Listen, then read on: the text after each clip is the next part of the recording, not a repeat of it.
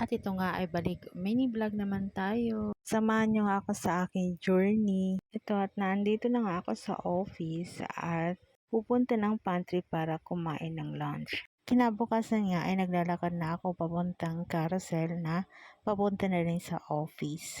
Ayan, at ganyan lang ginagawa ko everyday. At kinabukasan niya ay dumating ang aking in-order na Hodic multi-cooker. In-order ko lang ito sa TikTok dahil wala kaming gasol, kaya ayan. At napabili nga ako at napa-order sa TikTok.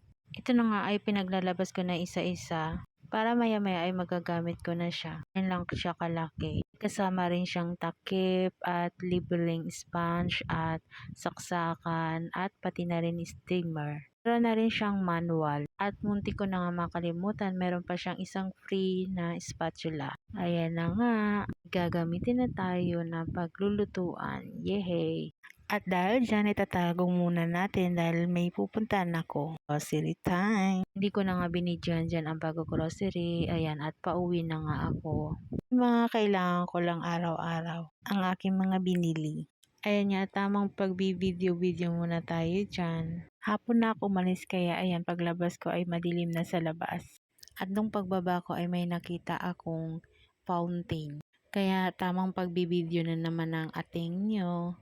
Ayan nga, at kinabukasan ay sinubukan ko nang gamitin yung Hodic multi-cooker. Hinugasan ko muna nga ito para mawala yung alikabok. Akala ko natatanggal to, yun pala ay hindi. So, ayan. Pagkatapos ko nga nahugasan ay nilagay ko na siya ng bigas pero nakabili na nga ako ng pagkain.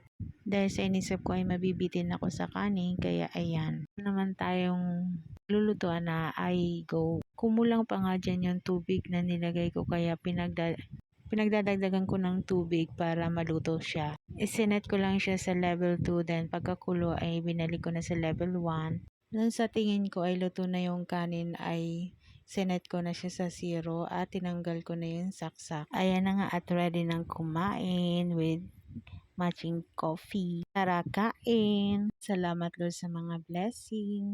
Thank you guys for watching. Bye! Hanggang sa susunod na mini vlog.